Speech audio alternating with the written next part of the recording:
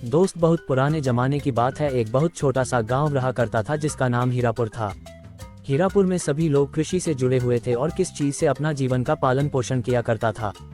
बहुत पुराने दिनों की बात है। उस गांव में काफी कम आबादी थी और सभी लोग, हीरापुर के जितने भी जनसंख्या थे, वे लोग सभी कृषि पर निर्भर थे। हीरापुर के सभी लोग किसी का काम कर कर अपने खेतों में अनाज को गाकर बाजारों में तथा मंडियों में बेच दिया करते थे। इसी तरह से सभी लोगों का जीवन का पालन पोषण हो रहा था। हीरापुर नामक गांव में कोई दूध बेचने वाला था जो आपने डेयरी फार्म बताओ कि बहुत सारे गाय और भैंसों को पालकर दूध निकालकर उसको बेचकर अपना परिवार का पालन पोषण किया करता था। गांव के सभी लोग बहुत ज्यादा खुश रहा करते थे क्योंकि उनकी खेती बाड़ी बिल्कुल अच्छी तरह से हो रही थी। लेकिन एक बार की बात है, उस गांव में बहुत ज्यादा सूखा पड़ गया था क्योंकि उस गांव में 2 सालों से बारिश नहीं हो रही थी। बारिश न होने के कारण बहुत सारे लोग अपने खेतों पर मायूस होकर बैठ जाते थे और बारिश होने का इंतजार किया करते थे। लेकिन 2 साल होने के बावजूद भी उस जहां में किसी प्रकार की कोई बारिश नहीं हो रही थी। गांव के सभी लोग अब पलायन करने के बारे में सोच रहे थे क्योंकि अगर वे लोग वहां रहेगा तो उसके मरने की स्थिति हो सकती है। हीरापुर गांव में जो लोग कृषि का कार्य किया करते थे, वे लोग अपनी जमीन को बेचकर कम दामों में ही बाहर निकालने के बारे में सोच रहे थे। साथ ही साथ आपको जब भी बता दें कि जो लोग उस गांव में डेयरी मतलब दूध का कारोबार किया करता था, वह लोग भी बहुत ज्यादा मुसीबत में पड़ गया था। सूखा होने के कारण खेतों में चारा नहीं बचा था और ना ही हरे भरे घास दिखाई दे रहे थे। इस प्रकार से पशु को खिलाने के लिए किसी प्रकार का कोई चारा नहीं बचा था और वह हम दूध देने के लायक भी नहीं हो गई थी। गांव के सभी लोग एक जगह इकट्ठा होकर कुछ सोच ही रहे थे कि एक बाबा उसके गांव में आता है। गांव में बाबा को आते हुए देख कह रहा है कि आप लोग बहुत मायूस दिख रहे हैं, क्या कोई परेशानी है आप लोगों को? तभी गांव के सभी लोग कहने लगते हैं कि मुझे बहुत परेशानी है। खैर, आपको इससे कोई दिक्कत नहीं है, आप कहाँ जा रहे हैं ये बताओ। बाबा रुकता है और सभी लोगों से पूछता है, मैं आप लोगों के परेशानी के बारे में जान सकता हूँ?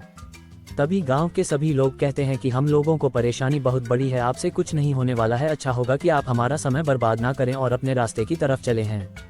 लेकिन फिर भी बाबा अच्छी तरह से पूछता है और कहता है कि मैं भी पहले इसी गांव में रहता था, उस दिन पहले ही मैं पलायन कर चुका था। तुम सभी लोग कहते हैं कि अच्छा ठीक है, चलो हमारी परेशानी बताते हैं कि हमारे गांव में बारिश ही नहीं हो रही है। श्रीमान बाबा कहता है कि बारिश ना होने के कारण तो मैं यही हूँ क्योंकि मैं इस गांव में आकर बहुत उल्टा सीधा कार्य कर कर भगवान को नाराज करके यहाँ से पलायन कर गया था, जिसका ना से यहाँ की जमीन पर बारिश नहीं हो रही है। फिर उसके बाद वह बाबा अपने थैले से बादल का बीज निकाल कर किसानों को देता है और कहता है कि इससे जाओ अपने खेतों में लगा दो, अगले दिन बारिश का पेड़ होगा और तुम्हारे खेतों में काफी ज्यादा बारिश होने लगी, जिससे फसल आपकी खुशी भी आ सकती है। पहले तो कोई विश्वास नहीं किया, लेकिन फिर भी सभी लोग वीर लेकर अपने खेत में लगा दिए हैं। अगले दिन जब सभी लोग खेत पर जाते हैं तो देखते हैं कि सभी को खेतों में बादल का पेड़ आ गया है और पेड़ में छोटे छोटे बादल है। ये लोग सोचा कि चलो कुछ दिन और इंतजार करते हैं, बादल बड़ा हो जाएगा, बारिश हो गए। 2 दिन इंतजार करने के बाद जब वो खेत में जाते हैं तो देखते हैं कि वहाँ बारिश हो की बौछार लगी और बड़े बड़े बादल हो चुके हैं। आप सभी लोगों को बता देगी, वहाँ का जो प्रधान था हुआ बहुत ही ज्यादा खराब किस्म का आदमी था। वह नहीं चाहता था कि गांव के सभी लोग खुशहाली में रहे हैं और वे लोग अपनी फसल का पूरा मुआवजा मार्केट में जाकर भेज सकें। देसी गांव के प्रधान को इस बारे में पता चला कि लोगों के खेत में बादल लगे हुए हैं और वे लोग खुशहाल हो जाएंगे। तो प्रधान ने अपने नौकरों को आदेश दिया और कहा कि जाओ रात में सभी के खेत से बादल चुरा कर ले आओ और अपने खेत में लगा दो।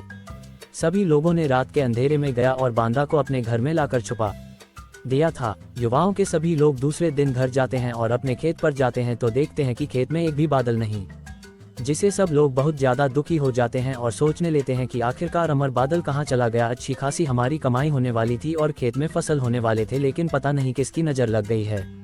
गांव के सभी लोग अपने अपने खेत में खड़ा होकर सोच ही रहे थे कि अचानक खबर आती है कि प्रधान के घर बाढ़ आ चुकी है। सभी लोग जाकर देखते हैं तो उसके घर में बहुत सारा पानी भरा हुआ था क्योंकि बादल अपने घर में लेकर चला गया था और बादल पानी हुआ तो उसका घर में बहुत सारा पानी हो गया था। बादल का पानी ज्यादा हो गया था कि प्रधान में डूबने लगा था।